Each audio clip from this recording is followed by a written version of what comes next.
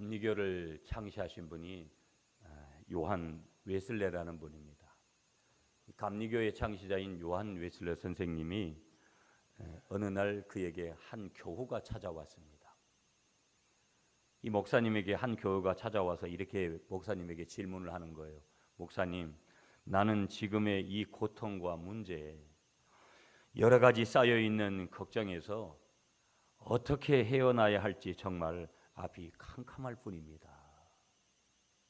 이렇게 한 교우가 이 요한 웨슬리 목사님을 찾아와서 자기의 인생의 삶을 토로를 하는 거예요. 그 얘기를 들었던 이 요한 웨슬리 목사님이 창가에서 저 멀리에 소 한 마리가 고개를 들고 돌담 울타리를 너머로 바라보고 있는 것을 그 교우에게 가리키면서 그 교우에게 물었습니다. 이렇게 질문을 했어요. 형제님, 저 소가 왜 저렇게 고개를 들고 돌담 울타리 너머를 바라보는지 알겠습니까?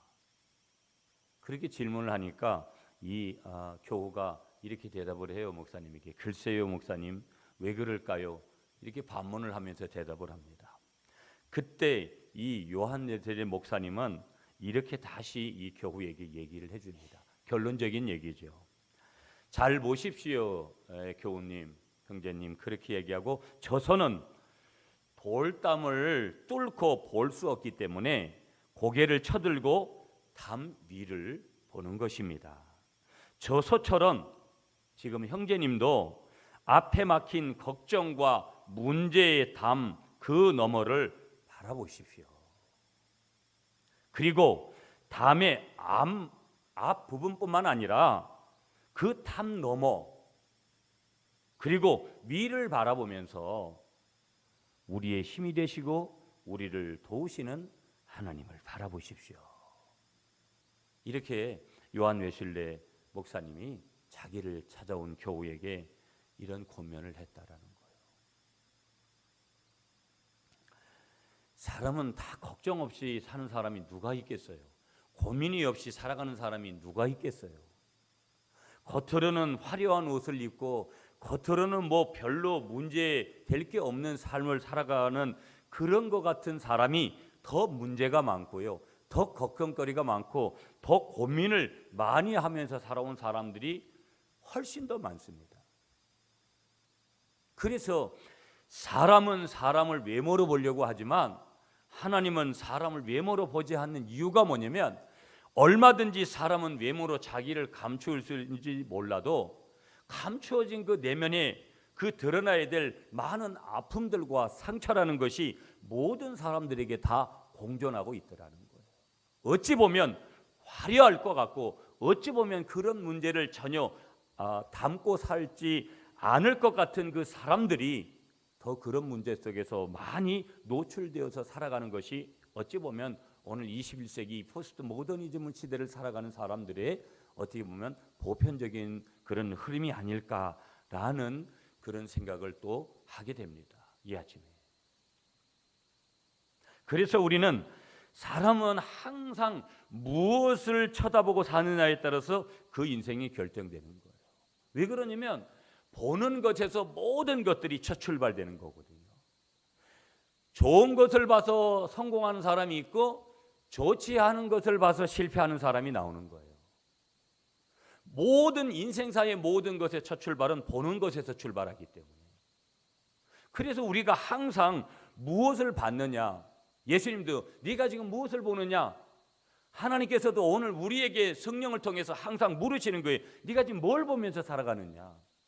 성령이 오늘도 너가 지금 내가 원하는 것을 보고 있느냐, 너가 육신적이고 인간적인 것을 쳐다보면서 살아가느냐, 하나님 우리에게 물으시는데 세미한 음성을 들려주시는데, 문제는 뭐냐면 우리가 영적으로 둔감해져서 그런 소리를 못 듣는 사람들이 너무 많다라는 거예요.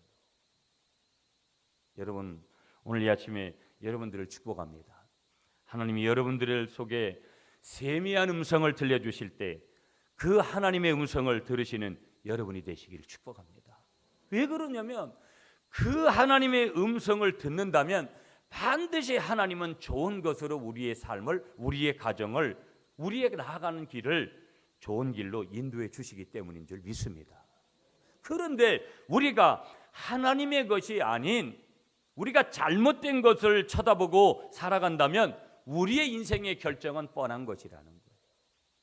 하나님을 대적하는 것이 되고 죄를 짓게 되어지는 것이고 평생 우리는 후회하게 되는 인생의 후회점들을 우리가 잘못 본 데서부터 우리가 결정이 되어지고 그 잘못 본 것으로 인해서 우리가 잘못된 열매를 맺게 되더라는 거예요. 그래서 사람은 무엇을 쳐다보느냐에 따라서 그 인생이 결정이 되더라는 거예요. 여러분 성경에도 보세요. 이 쳐다본다라는 문제, 바라본다라는 이 문제는 구원의 문제하고도 직결이 되는 것을 보게 돼요. 여러분이 잘 아시는 대로 구약 성경에 보게 되어지면 우리가 이제 이스라엘 백성들이 민수기서나 이런 데 보게 되어지면 이스라엘 백성들이 불뱀에 물리게 되어집니다. 그들이 결국은 하나님 앞에 죄를 지어져서, 그런데 이 불뱀에 물린 자들에게 하나님이 약속을 주시는데 그들이 구원받을 수 있는 길을 주시는데 그게 뭐냐면 장대 위에 달린 노뱀을 쳐다보라는 거예요. 하나님의 원리는 굉장히 어려운 것으로 우리는 생각을 하죠. 고차원적인 것으로 하나님이 우리에게 응답을 하실 거라고 우리는 생각할 때가 있지만 하나님은 너무나 단순하고 보편적인 것을 통해서 우리를 구원하시거든요. 아멘이십니까? 그러니까 우리가 큰 죄를 지었는데 장대 하나에다가 노뱀을 갖다가 딱 달아놓고 그걸 쳐다보면서 산다. 이건 너무 시시한 거예요. 이건 너무 이론적인 머리로는 상상할 수 없는 거고 받아들이기가 쉽지 않은 거예요. 그러나 성경은 그 불뱀에 물렸던 사람들이 노뱀을 쳐다본 사람, 이 고개 하나를 쳐들어서 노뱀을 쳐다보았던 사람들은 다 살았고 그걸 쳐다보지 않은 사람들은 다 죽었다라고 성경은 우리에게 말씀하는 거예요. 죽고 사는 문제가 이 고개 하나 들고 고개 하나 들지 않은 이 사건을 통해서 일어나더라는 거예요. 며칠 전에 여러분 중앙고속도로에서 43중 충돌이 일어났어요. 빙판길이 돼가지고. 그 빙판길이라는 거 눈 한 번 왔느냐 안 왔느냐. 중국은 지금 눈이 안 와서 제가 내일 가는 중국의 린이라는 곳에도 눈 한 방울 안 왔다는 거예요.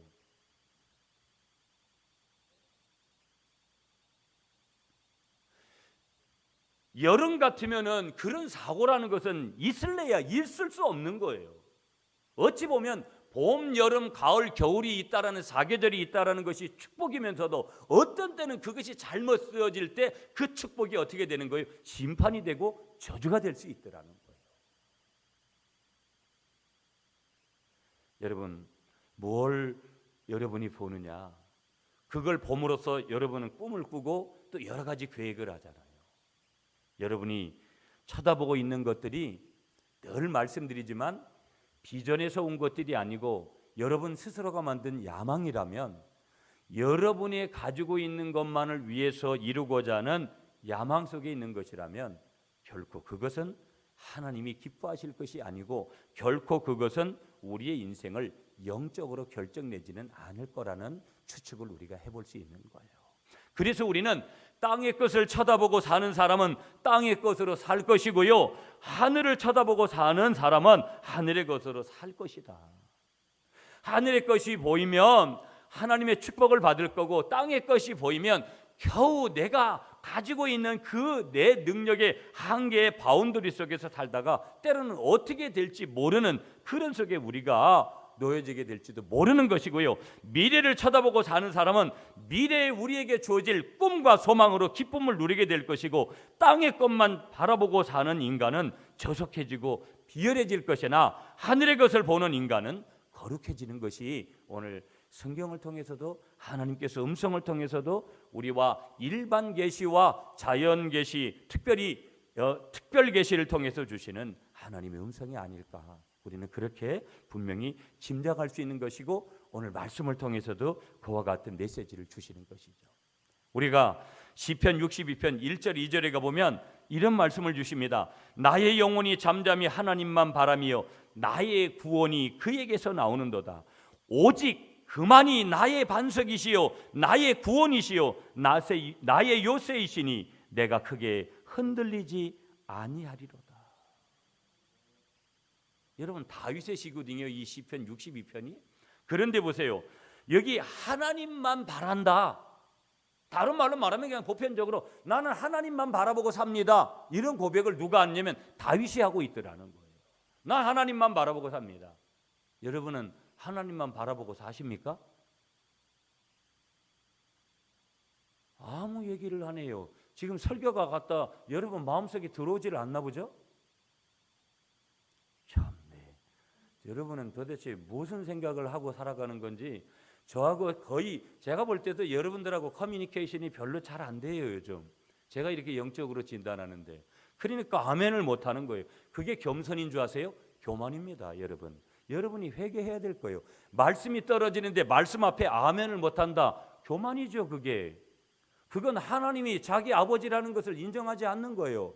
자기 아버지가 자기를 얼마나 사랑하는지를 지금 고백하지도 않는 거라는 거예요. 그래도 여전히 아멘을 안 하시네요. 아멘을 하라고 그렇게 해도 아멘을 안 하는 거예요. 억지로라도 아멘을 해야 된다 이 말이에요. 아멘이시죠? 그러니까 다윗은 하나님만 바라보고 살았다 이 말이에요. 이 고백을 하는 거예요. 우리가 그렇게 못 살 때도 있죠. 그렇게 말하고 있는 저도 그렇게 사느냐? 안 되죠. 이것은 뭐예요? 다윗이 이런 고백을 성경을 통해서 하는 것은요, 이런 고백이 거기에 숨겨져 있는 거거든요. 다윗의 평생의 삶이 어떤 삶이냐? 내 삶의 평생의 습관이, 내 평생의 삶의 방식이, 내 삶의 모든 목표가 어떤 거라는 거예요? 나는 하나님만 바라보고 산다. 이게 다윗의 고백이에요. 이게 시편 62편을 통해서 다윗이 고백하는 내용인 줄 믿습니다. 여러분, 이 다윗의 고백을 저와 여러분들이 하시는 그런 은혜가 있으시기를 다시 한번 축복하겠습니다. 그러니까 우리가 주님만 바라본다라는 거, 이게 참 어렵지만 주님만 바라보는 것은 바로 믿음의 사람의 대표적인 특징이라는 거예요. 그러니까 내가 믿음으로 산다? 다른 거 없어요. 사람이 중요해요, 여러분. 저에게 있어서 여러분은 얼마나 중요한지 몰라요. 때로는 답답할 때도 있고 아쉬움도 있고 감사도 있고 여러 가지 있지만, 여러분 가족을 보면 가족만큼 소중한 사람이 어디에 있습니까?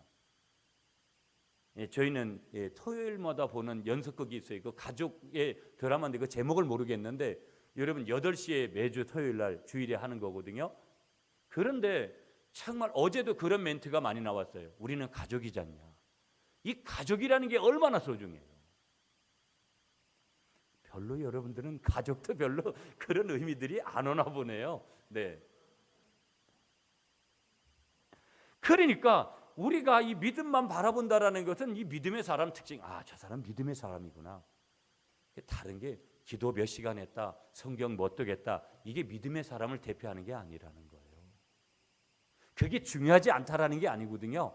그것보다 더 중요한 건 뭐예요? 나는 하나님만 바라보고 삽니다. 이 고백이 믿음의 사람의 대표적인 그런 특징이 되는 줄 믿습니다. 여러분, 우리가 부르는 찬양 중에 주만 바라볼지라는 그 찬양이 있잖아요. 이 찬양의 가사의 내용이 대충 이런 거예요.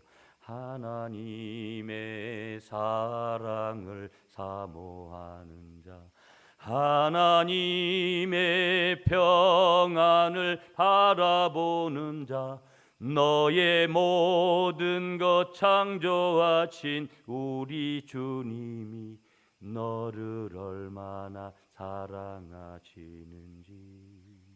그러면서 그 다음에 이어지는 게 있는 거예요. 하나님 사랑의 눈으로 너를 어느 때나 바라보시고, 하나님 인자 귀로서 언제나 너에게 기울이시니, 어두움에 밝은 빛을 비춰주시고 너의 작은 신음에도 응답하시니 너는 어느 곳에 있든지 주를 향하고 주만 바라볼지라.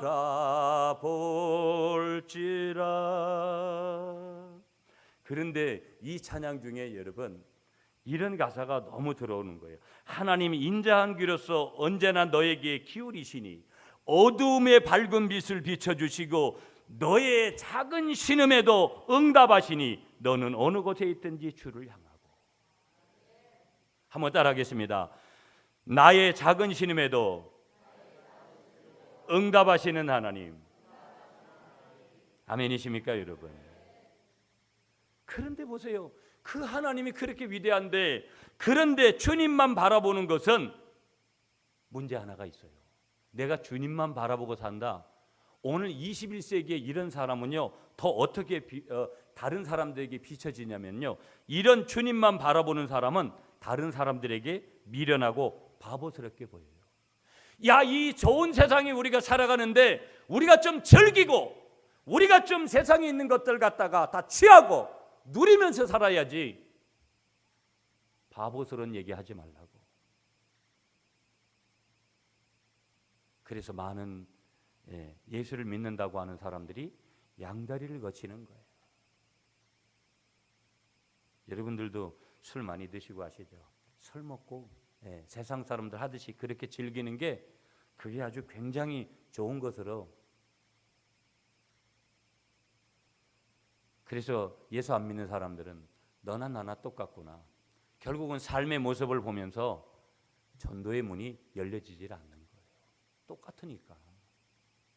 저 인간은 좀 다를 줄 알았는데, 내 친구고 내 중마고고 내가 잘 아는 지인이기 때문에 저 인간은 좀 다를 줄 알았는데 똑같은 거예요. 사는 방식이. 반대로 오늘 정말 주님만을 바라보는 사람은 사람에게 미련하게 보이고요, 정말 주님만을 바라보는 사람은요 바보스럽게 그렇게 보이는 거예요. 그러나 그 사람을 오늘 우리 하나님께서 찾고 계신 줄 믿습니다. 제가 책 한 권을 가져왔는데요, 이게 진 에드워드라는 분이 쓴 세왕 이야기라는 책이에요. 세왕 이야기. 읽어보신 분인지 모르겠어요. 이 책 굉장히 단순한 책이면서도 유명한 책인데요, 이 세왕 이야기라는 책에 보면은요, 여긴 다윗이 주인공이거든요. 오늘 아침에 이렇게 입이 발음이 안 되는 다윗의 이야기인데, 다윗의 어떤 이야기냐면은요, 주님만 바라본 다윗의 인생의 이야기인 거예요. 그런데 여러분 보세요, 성경을 조금 보신 분은요, 다윗만큼 정말로 어떻게 보면 저주받은 것 같은 아픈 상처 속에 살았던 그런 상처가 많은 사람이라는 것을, 다윗이 얼마나 상처가 많은 사람이냐라는 것을 우리 성경을 읽어보면 쉽게 알 수 있어요. 이 다윗이 왕이었지만 여러분 태어나기는 8째로 태어났어요. 사무엘이 기름 부으라고 그의 집에 보낼 때 그의 아버지 이새는요, 자기 아들 8번째 아들은 어떻게 보면 그런 인물이 될 거라고 치부도 안 했어요. 그가 장가를 들어가지고 잘하는 대로 자기 장인이 사울 왕이었는데 끊임없이 사울 왕이 이 다윗을 죽이려고 하는 거예요. 여러분 잘 아시는 대로 바세바를 갖다가, 남의 여자를 갖다가 간음해 버리잖아요. 남의 남편도 죽이잖아요. 살인범이에요.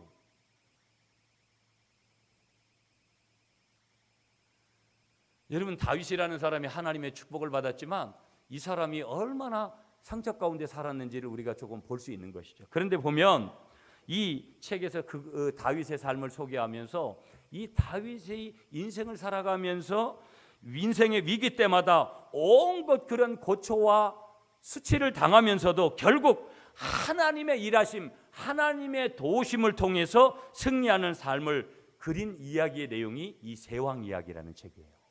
여러분이 나중에 한번 이 책을 한번 읽어보세요. 단순하면서도 굉장히 중요한 거예요. 여러분 오늘 이 아침에 여러분들을 축복합니다. 2015년도 이제 3번째 주일인데요, 오늘 말씀에 의지해서 주님만 바라보시면서 살아가시는 여러분들이 되시기를 축복합니다.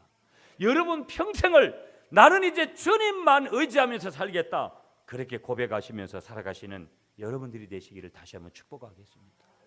오늘 이스라엘 백성들도요, 이사야 선지자가 지금 외쳐대고 있는 이스라엘 백성들은 오늘 하나님을 바라보면서 사는 그런 민족이었습니다. 그래서 우리 한번 따라하겠습니다. 하나님을 바라보며 사는 민족은 반드시 흥합니다. 여러분, 오늘 말씀에서 이사야 선지자는요, 이스라엘 백성들에게 그걸 가르치는 거예요. 하나님을 바라보며 사는 민족은 흥한다. 하나님을 바라보면서 사는 가정은 흥한다. 하나님을 바라보는 교회는 반드시 부흥된다. 이걸 말씀하시는 줄 믿습니다. 하나님을 바라보면서 사는 자녀들은 반드시 미래가 약속되어진다. 이게 이사야 선지자를 통해서 우리에게 주시고자 하는 메시지예요. 그 단어 중에 하나가 뭐냐면 하나님을 어떻게 하라느냐? 하나님을 앙망하라는 거예요. 여러분, 하나님을 앙망하시는 여러분이 되시기를 축복합니다. 그것이 민족이 사는 길이고, 그것이 가정이 사는 길이고요, 그것이 자녀들의 미래를 약속시키는 거고요. 오늘 교회가, 한국 교회가 다시 한번 비상할 수 있는 그런 도구가 되는 줄 믿습니다. 그 말씀을 주시는 거예요. 여러분, 이사야서는 성경 중에서도 그 성경 안에 있는 성경이라고 그러거든요. 성경은 66권인데 이사야서는 66장으로 되어 있어요. 그래서 1장부터 39장까지는요, 죄에 대한 책망, 끊임없이 이사야 선지자를 통해서 죄를 책망하고 심판하시겠다는 그런 메시지를 주세요. 그런데 40장 이후부터 66장까지는요, 그럼에도 불구하고 하나님께서 율법을 선포하시고 그 다음에 복음을 주시면서 구원과 은혜를 지금 말씀해 주시는 거예요. 내가 잘나서가 아니라, 내가 특별하게 죄 지은 자가 아니어서가 아니라, 오늘 이사야 40장에서 이사야는 이스라엘 백성들에게 하나님을 앙망하는 것이 민족이 사는 길임을 구체적으로 가르치고, 오늘 하나님을 앙망하는 것이 오늘 내 자아가 살고 가정이 살고 교회가 산다라는 것을 구체적으로 가르치고 있는 거예요. 여러분, 오늘 말씀을 통해서 몇 가지 은혜를 잠시 좀 나누려고 하는데요, 우리 잠깐 볼게요. 자, 그러면 여러분이 31절을 읽어주십시오. 오늘 중요한 구절이거든요. 여러분이 오늘 본문 이사야 40장 31절을 읽어주십시오. 시작.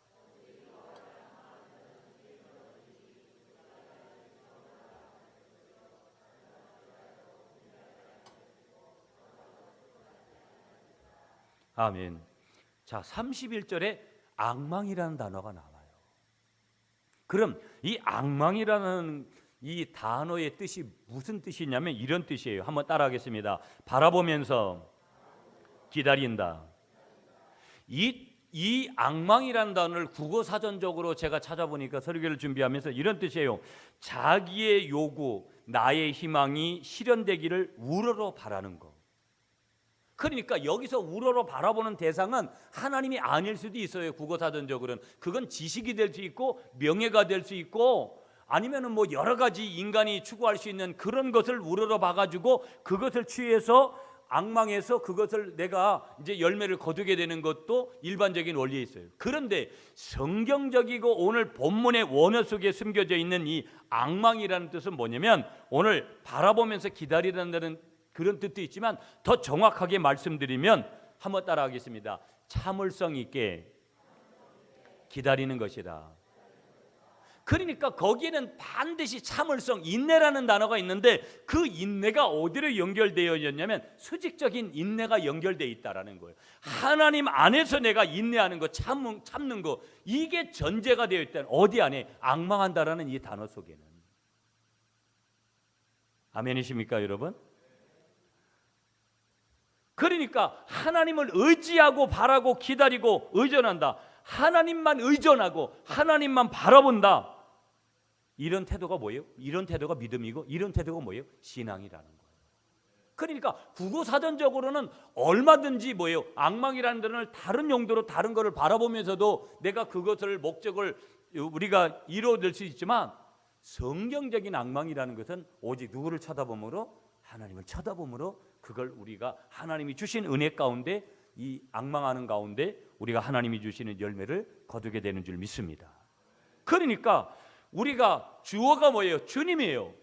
주님을 앙망해야 된다라는 거예요. 내가 가진 어떤 환경, 내가 가지고 있는 지식, 내가 가지고 있는 어떤 배경, 내가 가지고 있는 환경, 이런 것들을 앙망해서는 안 된다. 우리는 전적으로 우리 믿음의 세계에서의 앙망은 뭐예요? 주님을 앙망해야 되는데, 그럼 여기서 한 가지 질문을 이렇게 해야 돼요. 왜 우리가 주님을 앙망해야 되느냐? 왜? 이유는 다른 게 없어요, 여러분. 한번 따라하겠습니다. 주님께서 우리를 사랑하시기 때문이다. 왜 그분을 앙망해야 되느냐? 그분께서 우리를 사랑하시는 거예요. 아멘이십니까, 여러분? 하나님이 모든 것을 창조하시되 그 속에 우리를 창조하시고요, 그분은 전지전능하신 분이기 때문에 우리가 앙망해야 되고요, 우리가 사랑하면 기다려지는 거예요. 그렇잖아요. 내가 누군가를 사랑하면 기다려지는 거예요. 신부가 신랑을 기다리는 것처럼, 어린아이가 부모를 기다리는 것처럼, 이런 마음이 하나님을 향해서 있으면 우리는 반드시 기다리는데, 이 기다림이 뭐라는 거예요? 앙망이라는 거예요. 여러분, 저도 조바심이 생길 때가 참 많아요. 제가 이제 5학년이 되어지고 제가 여러 번 그런 얘기를 했잖아요. 이 상태에서 뭘 할 수 있는 게 없어요, 교회가. 밖에 나가서도 여러분, 죄송한 말씀이지만 제 스스로의 어떤 자존심의 여러 가지 문제 때문에도 뭘 하기가 정말, 그럴 때마다 그 조바심 속에서 오는, 하나님, 나를 잃으려고 여기에 이렇게 나눴습니까? 여러분이 그럴 때가 있잖아요. 하나님이 살아계시다면 나를 이렇게 왜 이렇게 하시냐고, 내가 그렇게 기도하고, 내가 그렇게 하나님 앞에 헌금하고, 내가 그렇게 하나님 앞에 믿음으로 살려고 했는데 왜 하나님 나에게 이렇게 하냐고.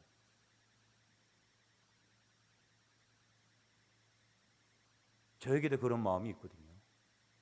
저에게도. 그래도 신부가 신랑을 기다리듯이 우리가 하나님의 때를 기다려야 될 줄 믿습니다. 기다리지 않으면 인간적인 행동이 나오는 거예요. 하나님께서 아브라함에게 너에게 100세에 아들을 주겠다고, 이삭을 주겠다고 약속하시고 25년을 기다리게 했거든요. 아브라함에게. 못 기다리니까 사라가 옆에서 부축했어요. 하가라고 해가지고 빨리 거기서 자녀를 낳으라고. 그건 하나님의 자녀가 아니었어요. 약속된 하나님의 자녀가 아니었다고요. 그러니까 거기에서 불행이 시작되는 거예요. 우리가 하나님의 때를 기다리지 않으면 뭘 하는 거예요? 인간적인 방법을 적용하는 거예요. 그때도 결국 문제는 생기지만 하갈과 이스마엘도 하나님이 책임을 지시잖아요. 지기는.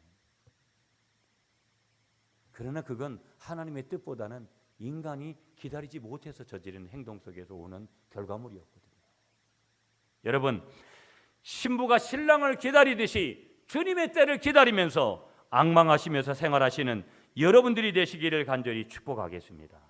아멘이시죠? 아멘이시죠? 그러므로 한번 따라하겠습니다. 은혜를 주시는 분은 영원하신 하나님이다. 28절 읽겠습니다. 여러분, 오늘 본문 가셔서 28절 시작. 너는 알지 못하느냐, 듣지 못하느냐, 영원하신 하나님 여호와 땅끝까지 창조하신 이는 피곤하지 않으시며 곤비하지 않으시며 명철이 한이 없으시며. 아멘이십니까, 여러분? 이스라엘 백성들은요, 분명히 여호와께서 천지의 창조라는 사실을 알고 있었습니다. 또한 그분이 유일무이하시고 영원하신 하나님이시라는 사실도 알고 있었습니다. 물론 단지 아는 것만이 아니라 오랜 세월 동안 그렇게 믿어왔습니다. 이스라엘 백성들이. 하지만 뭐가 문제냐면, 하지만 그들은 나라가 이방 나라에게 멸망을 당하고요, 자신들은 이방 땅에 포로로 끌려와서 생활하고 있을 뿐만 아니라 하나님께 끊임없이 부르짖어도 하나님께서 자신들을 구원하지 않자 이제 그들의 마음속에 어떤 마음이 생겼냐면요, 창조주요 능력의 하나님이라는 사실에 대해서 의심하기 시작했어요. 의심. 그래서 결국은 어떤 결과가 나왔냐면, 이 하나님의 능력에 대한 그러한 의심이 그들로 하여금 어디까지 이루어지게 됐냐면 낙심하게끔 만들었어요. 여러분, 하나님을 의심하면 낙심하는 거예요. 왠지 아세요? 신앙생활 조금 해보세요. 저도 왜 저에게 낙심이 오는 줄 아세요? 믿음이 있기 때문에 낙심이 오는 거예요. 어떤 의미에서는 내가 그렇게 믿었는데, 그리고 의심하면 반드시 어디까지 문제가 오는 거예요? 절망하고 낙심하는 데까지 그 의심이 가는 거예요. 낙심하는 거예요. 기도해봤자 뭐하나, 그렇게 하나님의 방법대로 해봤자 뭐하나, 그렇게 많은 생각들을 하게 되어지더라는 거예요. 그래서 그 불신앙의 증거들이 27절에 나와요. 자, 27절도 읽겠습니다. 시작. 야곱아, 어찌하여 내가 말하며 이스라엘아 내가 이르기를 내 길은 여호와께 숨겨졌으며 내 송사는 내 하나님에게서 벗어났다 하느냐. 여러분 보세요. 내 길은 여호와께 숨겨졌으며 하나님이 내가 가는 길을 안 보신다. 그 다음에 또 뭐예요? 내 송사, 내가 살 삶 속에서 이루어지는 그 어떤 선택들, 어떤 결과물들이 있잖아요. 이런 것들이 뭐라는 거예요? 하나님에게서 벗어났다. 이제 하나님이 나 안 책임져 주신다. 이런 얘기를 하는 거예요. 무슨 얘기예요? 의심하니까, 의심이 들어가서 이런 낙심을 하니까, 사람이 낙심하면 거기서 나오는 얘기가 뭐예요? 믿음의 얘기가 아니라 육신의 소리를 많이 하잖아요. 인간적인 소리, 하나님의 방법 위의 소리들을 많이 하잖아요. 지금 그렇게 말하고 있는 거예요. 여기서 한 가지 우리가 깨달아야 될 사실 하나가 있어요. 우리는요, 여기서 성도가, 저와 여러분들이 고난 중에 있잖아요. 고난 중에 낙심하게 되는 분명한 이유가 있다라는 거예요. 그 이유가 뭔지 아세요? 왜 우리가 고난 중에 우리가 낙심하느냐? 그 이유를 분명히 말씀하시는데, 그 이유는 한 가지예요. 그건 뭐예요? 하나님의 신실하심과 능력에 대한 불신 때문에 그렇다라는 거예요. 하나님의 신실하심과 능력에 대한, 하나님은 그렇게 신실하신 분이 아니야. 신실하신 분이라면 나에게 이럴 수가 없어. 하나님이 능력이 있는 분이라면 이렇게 할 수 없어. 이 능력과 신실하심에 대한 불신, 이것이 뭐예요?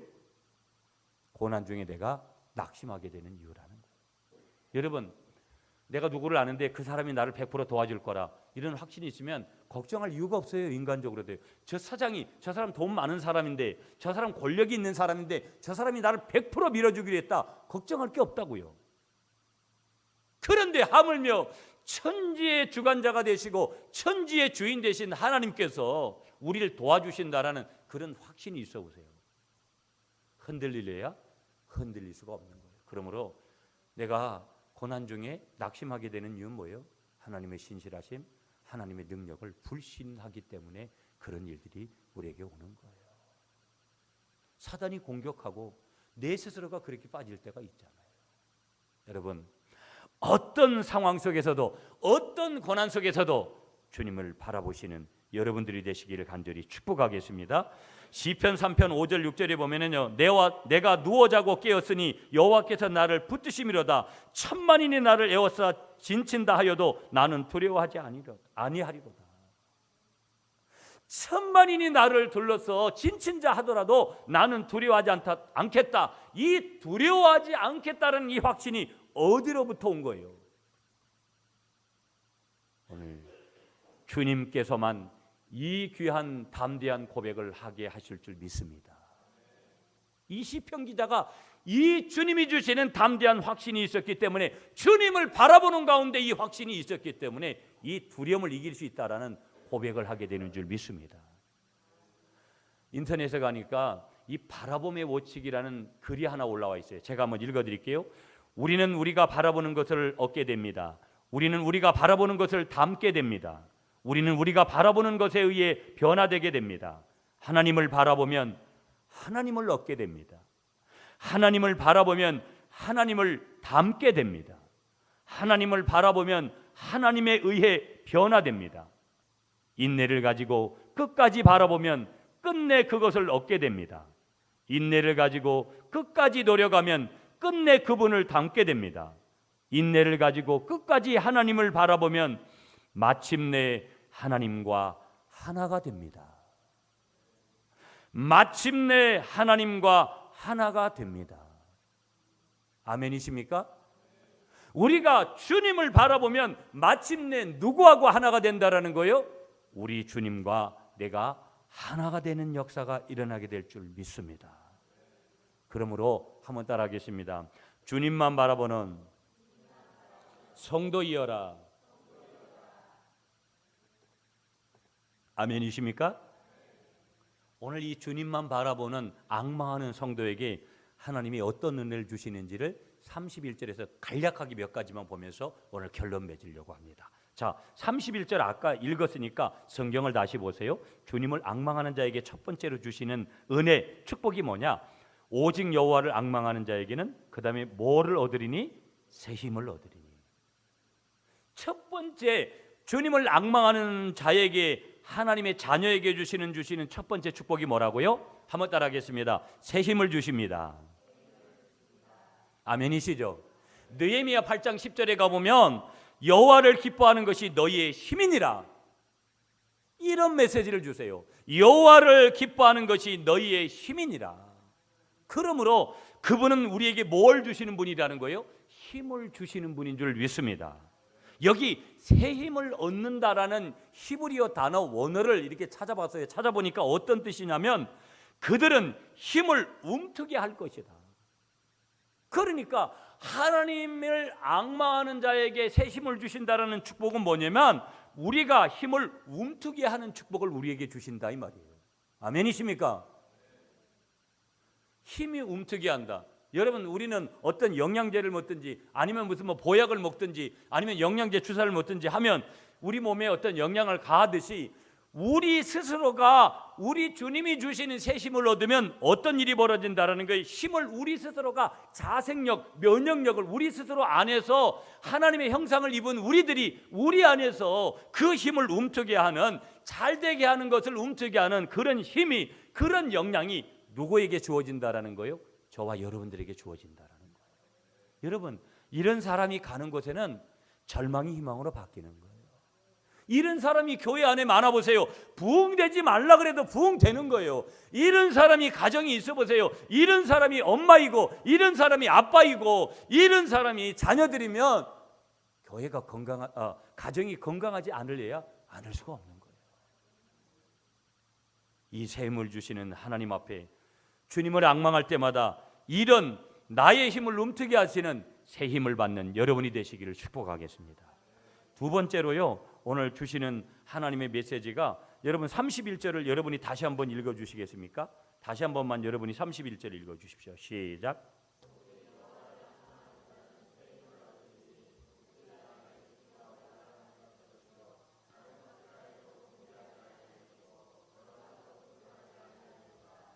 아멘.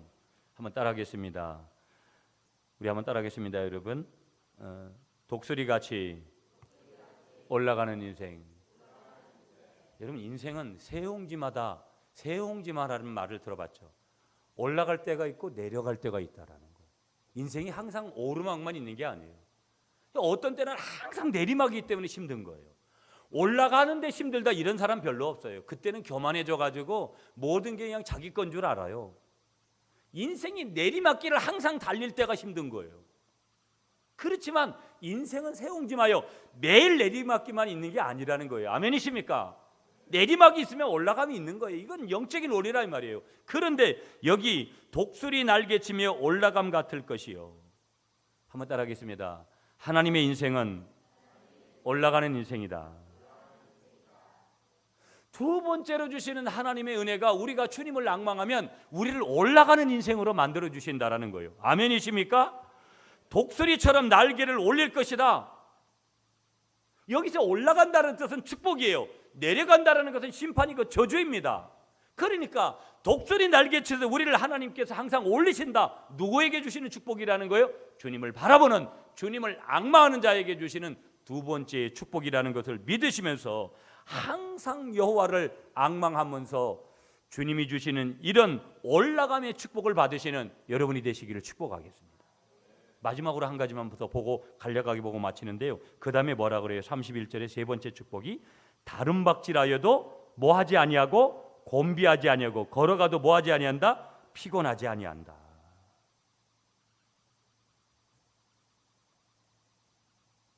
세 번째, 피곤하지 않은 축복을 주신다라는 거예요. 곤비하지 않은 축복을 주신다라는 거예요. 그런데 우리는 피곤해요. 그 이유들이 뭘까요? 인간이 가지는 한계점에서는 피곤이 있죠. 내가 열심히 일했으면 육신의 피곤을 느끼는 거 당연한 것이죠. 그러나 정말 내가 힘들어요, 불평불만이 생기고 믿음이 사라진 것 같은 그런 현장에서도 하나님이 걸어가도 피곤치 아니하고 곤비치 않은 은혜를 주시는 그 사람에게는요, 그런 마음이 한켠에는 있어요. 그래도 여전히 할 수 있다, 그래도 주님이 나를 돌보실 것이다, 주님이 나와 함께 하신다라는 그런 고백이 한켠에 분명히 고백되어지는 그런 은혜가 있게 되는 줄 믿습니다. 지쳤어요. 그러나 다시금 지친 그 속에서도 지치지 않을 수 있는 그런 새로운 길을 열어주시는 그런 은혜가 있더라는 거예요. 말씀을 정리할게요, 여러분. 2015년도를 시작해서 세 번째 주일 낮 예배를 드립니다. 어떤 말씀을 전할까 계속 고민하면서 제 주간 말씀을 신중하게 선택을 하면서 말씀을 전합니다. 오늘 설교의 제목처럼 주님만 바라보는 성도이여라. 오늘 이스라엘 백성들에게도 오직 주님 바라보고 앙망하는 것이 그들에게 은혜였고, 오늘 주님을 앙망하는 우리들에게도 당연히 앙망하고 나아갈 때 하나님이 주실 은혜가 있기 때문에, 다시 말하면 그 앙망하고 가는 자의 결론은 어디냐? 젖과 꿀이 흐르는 가나안 땅이기 때문에. 그러므로 여러분, 오늘 현실에 눈을 돌리지 마시고, 현실 속에 우리가 아파하는 슬픔과 어려움이 있어도 오늘 이 현실을 뛰어넘어서 주님을 앙망하는 가운데 그런 성도가 되어질 때 주님이 주시는, 오늘 본문을 통해서 주셨던 그 주님을 앙망하는 자에게 주시는 그 축복이 여러분들에게도 임하시기를 간절히 축복하겠습니다.